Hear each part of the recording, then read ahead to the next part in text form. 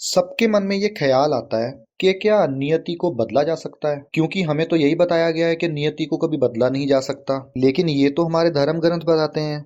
तो क्या साइंटिफिकली क्या हम इस चीज को प्रूव कर सकते हैं, या फिर आइंस्टाइन ने अपनी थ्योरी ऑफ रिलेटिविटी के अंदर भी हमें यही समझाने की कोशिश की है कि नियति को बदला नहीं जा सकता।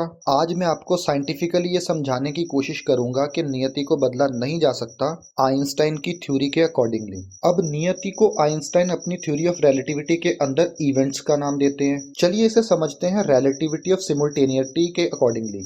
अगर आपने वीडियो यहाँ तक देखी है तो मैं आपसे रिक्वेस्ट करता हूँ कि चैनल को लाइक एंड सब्सक्राइब कर लीजिए, क्योंकि जो चीजें आज तक हमने सिर्फ सुनी है उसके लिए साइंटिफिकली भी हमारे पास बहुत सारे प्रमाण पड़े हुए हैं। तो मैं ढूंढ ढूंढ के आपके लिए ये वीडियोस बनाता हूँ। कृपया लाइक और सब्सक्राइब करके हमारा हौसला जरूर बढ़ाइए।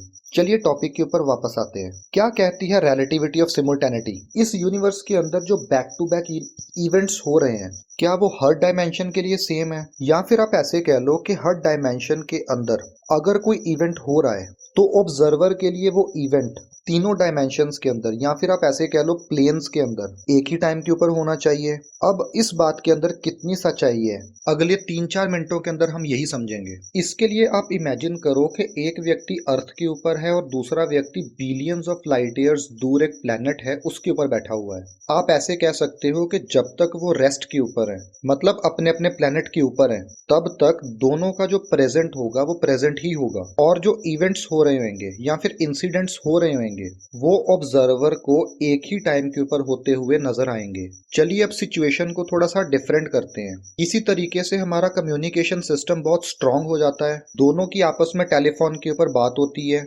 वो एक दूसरे को मिलने का प्रोग्राम बनाते हैं। आज तक हम तो यही मानते चले आ रहे हैं कि अगर कोई इवेंट इस पृथ्वी के ऊपर होता है, उस इवेंट को यूनिवर्स के किसी भी कोने से अगर हम देखें तो उसका टाइम सेम होना चाहिए, मतलब प्रेजेंट होना चाहिए। मगर ऐसा नहीं है दोस्तों।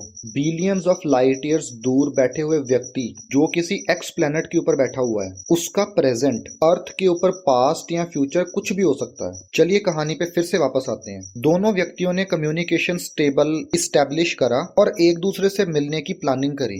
अर्थ पे बैठे हुए व्यक्ति ने बिलियंस ऑफ लाइट ईयर्स दूर बैठे हुए व्यक्ति को अर्थ पे इनवाइट किया।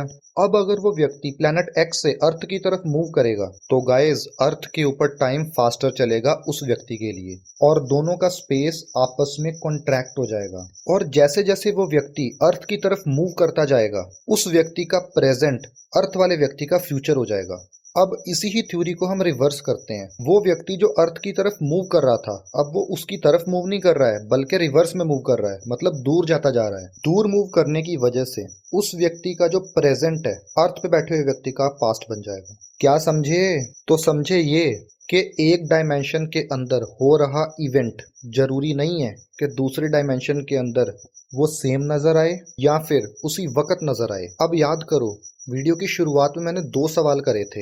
एक सवाल तो रह गया कि क्या नियति को बदला जा सकता है, या फिर सब कुछ पहले से ही लिखा हुआ है। हमारे धर्म ग्रंथों के हिसाब से तो नहीं बदला जा सकता। एल्बर्ट आइंस्टाइन की इसके ऊपर क्या राय है, ये मैं आप लोगों को अगली वीडियो के अंदर डिटेल में समझाऊंगा। डिस्क्रिप्शन में मैंने एक वीडियो डाल दी है जिसमें मैंने distortions in space time sheet को इन डेप्थ समझाया है कि किस तरह स्पेस के अंदर डिस्टॉर्शंस की वजह से टाइम कभी स्लो हो जाता है या फिर फास्ट हो जाता है। वीडियो बहुत इंटरेस्टिंग है, जरूर देखिएगा। क्या निकोला टेस्ला हवा के माध्यम से हमारे घरों तक बिजली पहुंचाना चाहते थे? क्या रहस्य है उनके द्वारा बनाए गए वेंडिक्लिफ टावर का? गाइस मिस मत कीजिएगा इन कीमती वीडियोस को। चैनल को लाइक एंड सब्सक्राइब कर लें ऐसी ही वीडियोस को देखने के लिए।